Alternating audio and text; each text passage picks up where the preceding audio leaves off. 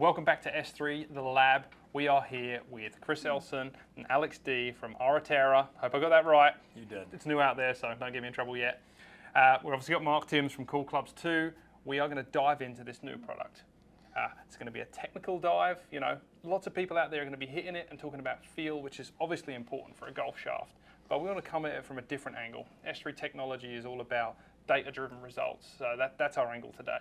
I'm going to let Mark pitch off some questions to start with, and we'll just take a dive into every product you got. Yeah, so obviously we checked these things and tested them all. Came out super straight, by the way, which is impressive. And just a little different on the eye curves, and kind of straighter than we typically see. To kind of give us an idea of what that's about. I mean, I've seen other shafts like that, but typically they have more of a curve to them, so softer in the middle. And obviously we tested them, and the launch angles were pretty much right in line with what you're saying. Like the gray one's kind of mid-low, and the other one's mid, right in the center of mid, actually. So that's good. Just fill us in. What are we doing with these, and how are they different than other stuff out there? Well, thanks for having us, Mark. Yep. And Jackie. Alpha 1 is our launch shaft. It's our inaugural shaft product. It's a driver shaft. It's we did it in two profiles.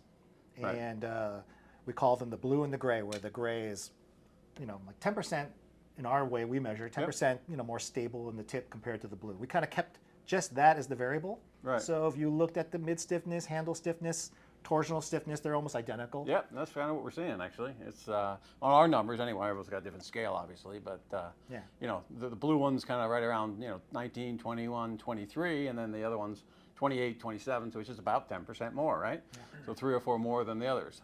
Everything else looks pretty much in line.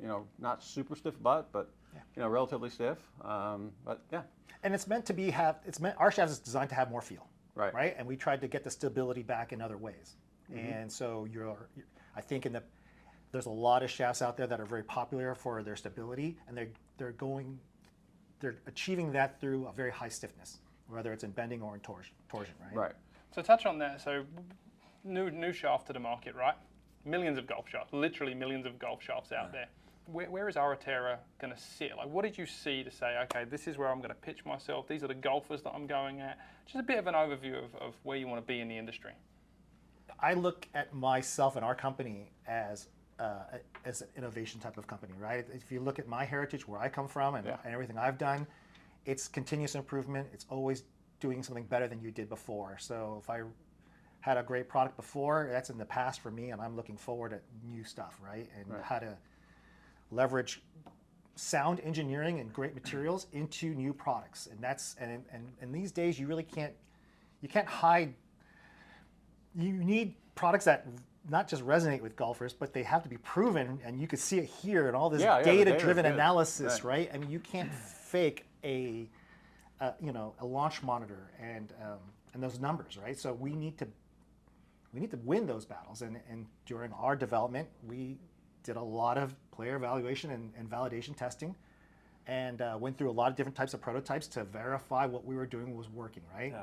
And so it's a numbers game, and you can't fake that. Right.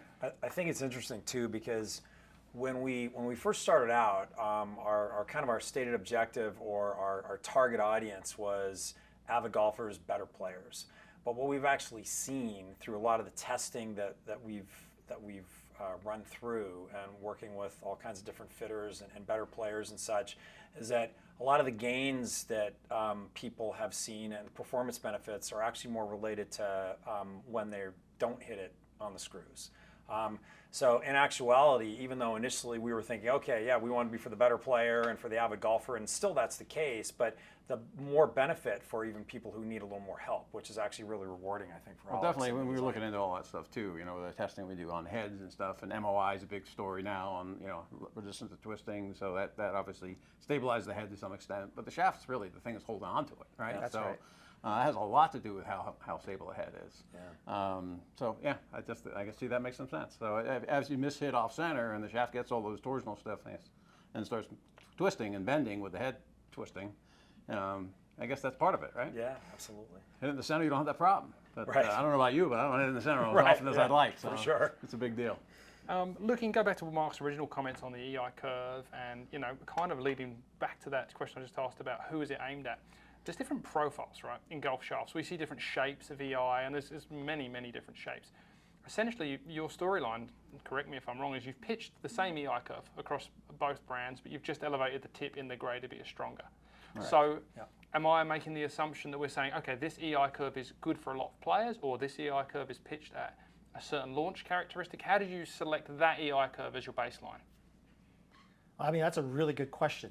We can't possibly win every battle, right? And we can't fit everybody, but what we wanted to do was simplify the fitting process, give the fitters a shaft that plays really well, and then give them just one lever that's changing. Because I think in fitting, whether it's weight balance or whether it's an EI profile, torsional differences, those things all have different effects on the delivery, right? So for us, it was a simplification of saying, let's just fix everything except how the bending stiffness of the tip. Yep. And that has given us, that gives a lot of choice, believe it, to the fitter who says, hey, try this product, and it's in a certain window that feels great, but maybe there's something you want to do with that spin, or the launch, just a touch, and then dial it in with either gray or blue. So Mark was saying, we've seen that in our, we've tested almost every golf shaft in the industry. We have some baselines, and where yours are sitting are in, the grey is certainly sitting towards mid-low, if not low, and the blue is sitting towards the mid-section. So at this stage in your product release, there's no certain high golf shaft. Is that an intentional thing too? You want to speak to that? Yeah, I think that it is interesting because we don't really talk about launch relative to how we're promoting and speaking to the product. And again, it goes more back to the fact that everything we're doing is trying to benefit the fitter. You guys know certainly better than us that it's so completely player dependent. When somebody comes in to get fit. We want to leave it up to you, the experts, to be able to prescribe the best profile without taking any kind of perhaps preconceived notion from a consumer walking in saying, oh, that color, whatever it is supposed to be a high, quote unquote, higher launching shaft. So either, that's what I need, or no, that's not what I need at all. We want you guys to be able to utilize our both of our different profiles and really prescribe with taking those preconceived notions out of the equation. Well, the tip's certainly the part that makes the biggest difference by far. Yes. If you look at all our algorithms and stuff and how we look at the S3 playability number and stuff, the tip has a lot to do with the shaft. It's a big lever. It's a big lever. The other ones, the torque and stuff, that makes a lot of difference in feel to some extent. Yeah. And some other things a little bit. But the tip really is what changes the feel of the shaft and changes the performance and the height too. So. Sure. And so I see the reason why you want to put it in a category, because there is a generality to shafts and how they behave, right? And you need that as a starting point. But what I think Chris is saying is we didn't necessarily write on this shaft that it's low or mid or something, because there's some flexibility for the golfer in how they change their swing based on the performance of the shaft, right? So there are times where maybe like if you had a high launching shaft and it just worked for someone who shouldn't think they're in a high launching shaft, they just don't want to try it. Right, but it would have benefited them. So we're just trying to take that off the table so that there's... And there's always variables too, right? You get some high launching shafts that some people hit lower because the way they load it. I mean, there's always exceptions to the rule. I mean, 100%. obviously the softer the tip is, most people launch it higher. Yes. But there's always kind of the outliers that make the difference. So that does make sense. And that's one of the reasons why, physical fitting will always be a thing, right? You've got to get in, got to get hands on. And I guess this leads back into that feel talk, right? Let's dive a little deeper into that. So there's some things that are written on this golf shaft. We talk about flex from an S3 playability numbers perspective. So instead of R, S, or X, we categorize with a numerical value, low to in the hundreds, and these all play differently, right? Because they're different flexes within themselves. You don't use R, S, and X either. No. We've got a numerical scale too. Just lead in, give the consumer a little bit about what that 3, 4, 5 is standing for. Yeah, sure. So for a lot of the same reasons that we just kind of discussed in terms of trying to earmark what we're doing to benefit the fitter, there's in many cases kind of an idea that somebody has in their head that, oh, I'm not an R-Flex guy, right? Or, Yeah. So There's definitely that problem. so we're using numbers. 3 is essentially equitable to a regular. 4 is an S, and 5 is an X. That's kind of our numeric system, at least for initially. And we'll probably have some additional maybe softer products, so a 2 as well moving forward. But yeah, again, just to keep it so that the fitter can, without this preconceived notion of I shouldn't be in this, hopefully the number helps. Just with Yeah, that. scratch I mean, that. I gotta say, saying stiff, regular, X, whatever, it doesn't really mean anything. Right. It's a No. marketing term. 100%. If the only thing that's consistent about that is usually the stiff, the regular, and the X are, relatively stiff in the same model line. Yeah. But there are literally stiff shafts I could snap in half, and there are stiff shafts that are way too stiff for me. So that doesn't mean anything. So I kind of like that idea, especially when you get into fitting too. A lot of times, you'll end up with a stiff shaft in the driver, and sometimes you need an X if the next club is a forward or something that's a much heavier head. And people are like, Right. well, that doesn't make sense. I don't swing my forward as fast as I swing my driver. But, Yes. if you put a different head on it, that Right. drops it like 15 CPMs, which is a flex and a half. So, Right. it gets people's heads. So I really like the idea of not having a flex on there, because it doesn't really mean much. Absolutely. It's relative to a lot of other things. So Absolutely. It makes sense. So that's one of a few things that's decaled on the golf shaft here. And there's some other stuff that I'd like to touch on. First of all, great job with the decal. We see a lot of this we stuff. like the This is logos. cool, Yeah, right? Thank you. It's Thank clean you. looking. Thank you. But we've got some power bars, some life bars, video game life bars on here, right? And they obviously mean something. I'm assuming they're not just there for good looks. This is true. Al, do you want to? Well, in some ways, we tried to hide the fact that there's like a legend to the shaft's performance characteristics Right. in these little bars, right? And so some people who are really passionate about it, we can dig into that, and some people who don't, it's just a graphic. But it's something we'll be consistent with as we come up with new products. And what you're seeing is 6 kind of parallelograms or rectangular boxes. Right. And the top one we're using to represent a torsional profile from the butt, middle, and tip. Got it. And then on the bottom, it's an indicator for the bending stiffness in the butt, middle, and tip. So if it's in the half full, we're considering that nominal. And if it's getting more full, then we're getting stiffer, right? Yep. Both in twisting or in bending. So you're getting a sense of that. We're going to be designing different shafts with different profiles, and they'll be represented this way. That makes total sense to me. To be honest with you, if you really look at a shaft in engineering terms, right? You got EI and JG, AG and GJ. and that's all. And then there's a weight, You have those right? two, you have everything, and then the weight. So if you've got everything kind of on here, You're seeing if you have a blue and a gray next to you, you'll see that the torsional looks exactly the same, and then at the tip side bars for the bending, the gray is going to be a little bit further out, and that means it's slightly stiffer. And this really is designed for the fitter again. Right, right. To be able to just pull off the wall and not have to go back online and reference and try and pull up an EI or a GJ, and just a quick handy reference to see where it is sectionally within the structure, Yeah. torsionally and bending stuff as well. It's awesome. It'd be fun if everyone did that. That'd make life it would easier. be a lot right? easier. I mean, we have a big advantage. Obviously, we have an S3, and all our fitters have all that information, but Yes. most don't. So Yes. that's really helpful to a lot of people. Yeah.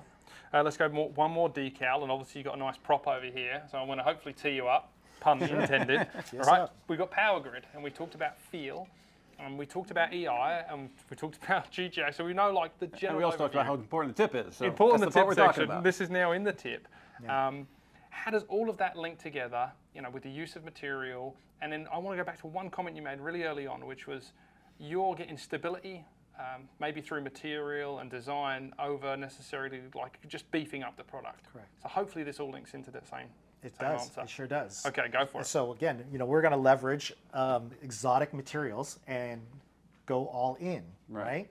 And so a spread toe carbon fabric is what I'm showing you here, and it's a material that's been around, right? It's not like your first time seeing it. What's beautiful about this material is, as a fabric, it's woven, and so there's a lot of materials going over and under, and they're interlocking.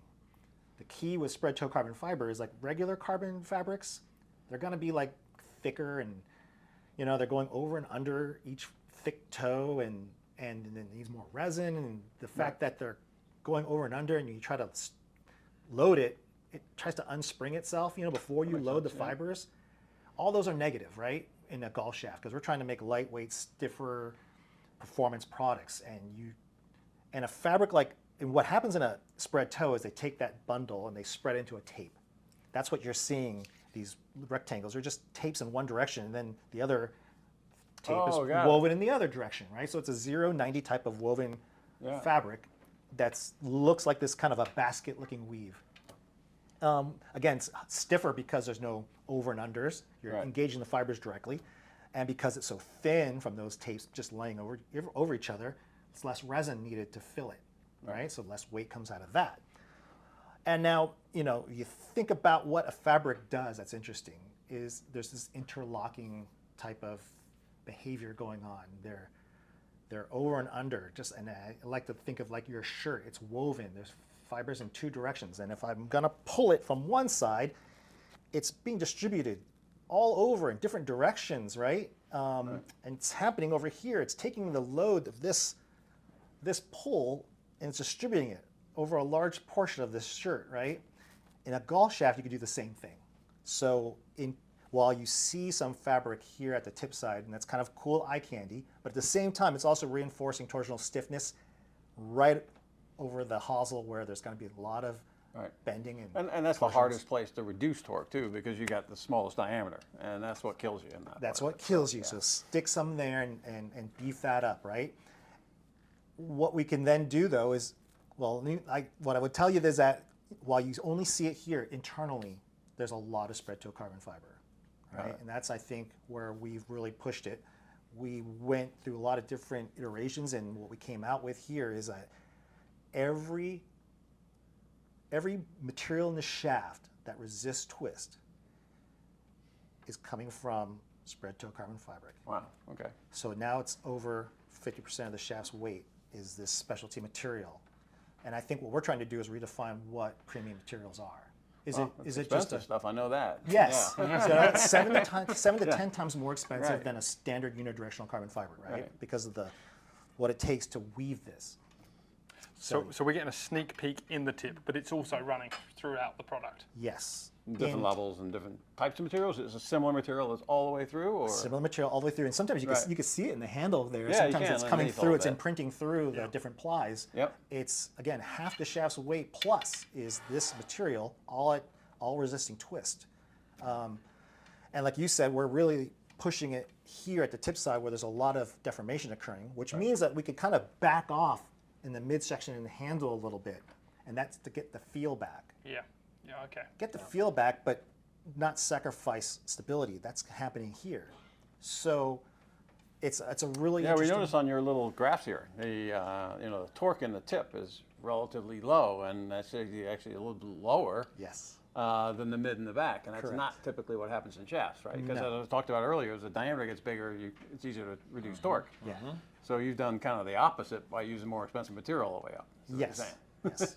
And what happens too is we're like I described in the shirt, and how the forces distribute. There's so many over and unders going on in this shaft, full length and at the tip. We're distributing stresses and loads throughout more of the length of the shaft. Yeah. And there's that connectivity, that solidness of feel coming from that. Yeah. I can see that. Sure. It makes sense. We hear that a lot, from a fitting perspective. Anecdotally, consumers will say pretty consistently there's a continuity of feel and a very kind of smooth feel from a loading and unloading of the shaft. It doesn't like snap at the bottom. It's a very kind of consistent, as Alex said, kind of connected feel that we hear a lot. Yeah, well, you've done such a great job of trying to get that over line, and this is tough for us to create content to get people excited about golf shafts, right? Like there's a lot of them out there, and how do you differentiate yourself? And obviously, this little prop here and some of the graphics you've done have told an awesome story, and I think you've done a really, really good job of expressing that. And that's why we do a data-driven content. And the next stage for us is obviously to get this in the hands of our fitters, and that's when we start really getting that feedback that helps you guys develop new products, and you start seeing them on the golf course, right? That's what it's all about. Absolutely. So thank you so much for coming out with us today. We look forward to testing them, putting them in some drivers, and hitting them. We look forward to that. Thanks you guys for having us. Thank you. Thanks. Pleasure. You guys.